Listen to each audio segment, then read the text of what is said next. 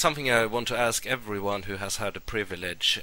You've been to BlizzCon and played StarCraft 2, and you've done extensive podcasts and articles about it over at se2dg.com.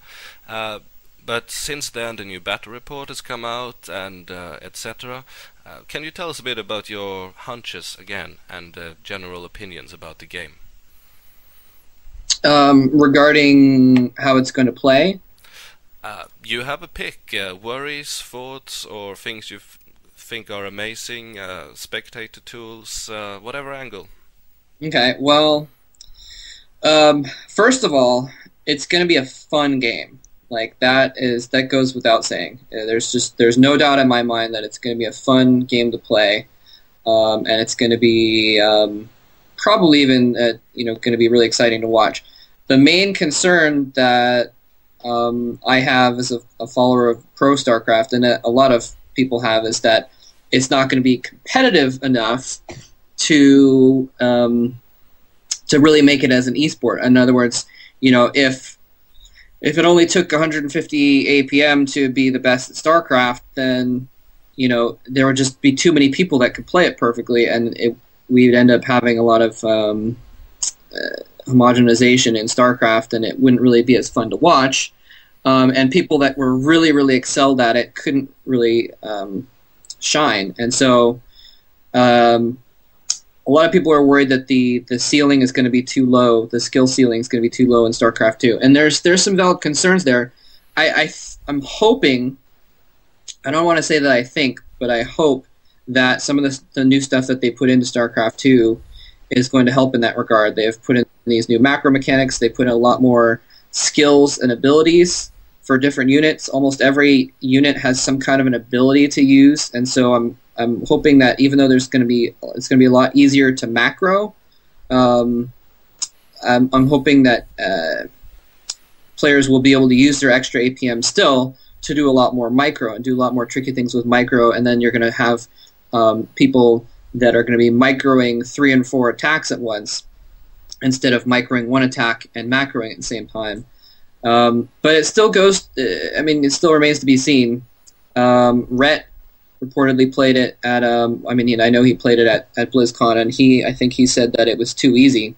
And Rhett is a foreign player who's just gone to Korea to play as a pro, so he knows what he's talking about, and he thought it was a little bit too easy, and some of the other top foreigners that were there also kind of thought that it was a little bit too easy. But they've still got time, and they've still got the beta, so even if it's a problem in the beta, they're going to have a lot of feedback to maybe pick up the pace of that. So I don't know. It still honestly remains to be seen. But like I said, at the very least, it'll be a fun game for casual players to play. Like, definitely. Will we see it as an esport? It still remains to be seen. I hope so, and I think it's possible. I think it's even likely that Blizzard will pull it off, but it's still kind of undecided.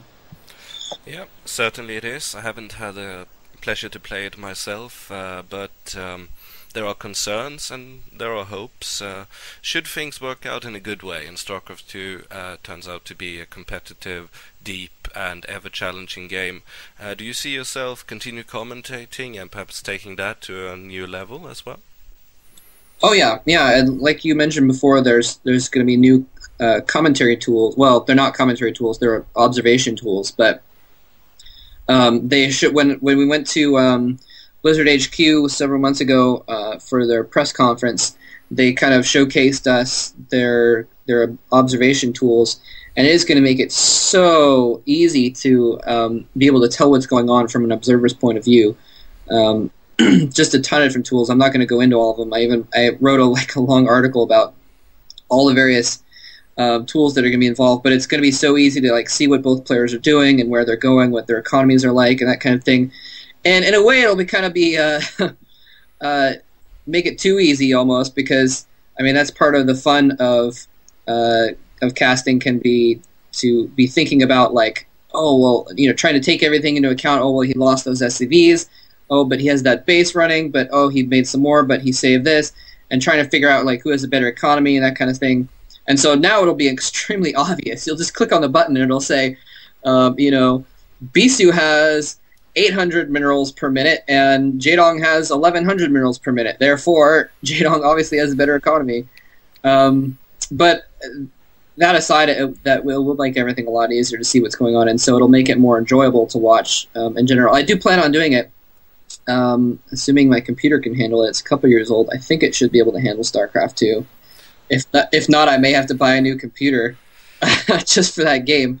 But yeah, it should be fun, and it's going to be a lot more popular. So I'm hoping that it'll get a little bit more exposure when you get this influx of newbies that aren't playing StarCraft 1 coming to the new game of StarCraft 2, perhaps from WoW or Warcraft 3. They're going to be interested in watching competitive StarCraft now. Yeah, it would be cool if the thing that you and the other great commentaries, if you don't mind that term, are doing right now for the sheer passion of it, which we all very much appreciate, but if that could become an actual career alternative, well, that's a dream come true in many ways, and so I very much hope that's a possibility, and that you will then feel able to take that up as a calling, and not just as a passion. Yeah, I wouldn't mind, I guess. No, well, we'll see about that, but it's an interesting future ahead, and I'll stay hopeful until proven otherwise by the beta. But yes, you often mention side stories about your life in your commentaries, part of your individual touch, I guess. And I have sensed from commentaries and whatnot that people are really cheering for you to get a job. Do you think that will happen anytime soon?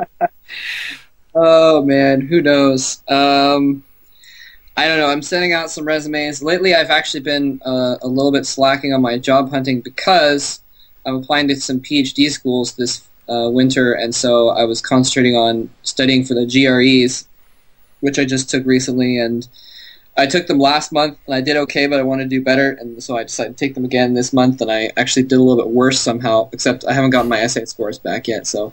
But anyway, I have been sending out resumes and stuff. It's just, I mean, I live in California, and California, I mean, the United States, well, everywhere. The world has kind of a crappy economy right now, but California has a worse economy than most of the rest of the United States as well. So it's just been tough. So yeah, I mean, I'm signed up with like a temp agency, which is you know, they'll find temporary positions and they'll assign people to them, and they keep telling me that they're. I mean, it's even bad for the temp agency that they don't even have anything to give anyone, and they've called me twice in the last couple weeks and said, "Oh, we have a job for you," and I'm like, "Sweet, sign me up." They're like, "It pays crap." I'm like, "I don't care, I need money," and then they call. Then like they're like, "All right, we'll email you the details," and then I don't get an email, and I call them and I'm like, "What's the deal?" And they're like, "Oh, it fell through. Sorry." Oh. So I don't know. We'll see what happens. Hopefully something will come out of the woodwork, but I may have to lower my standards. I think a lot of there's been kind of a trickle down where people that got fired from high-end jobs are moving into the middle-end jobs, and people in the middle-end jobs are moving into the low-end jobs, and so no one has it easy. Now, these are harsh times, and hopefully StarCraft entrepreneurialism can provide a solution at some point. And on that bright note, before we finish off Moletrap, it's been a great pleasure talking to you. Do you have any final shout-outs you want to share with the world, or particular info everybody needs to know?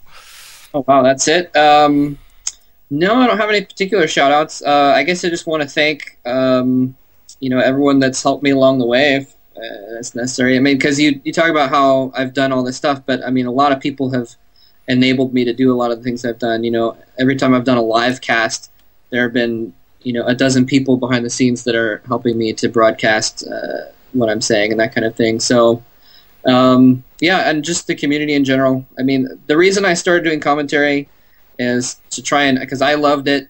I loved Pro StarCraft, and I knew people that didn't understand what was going on that wanted to.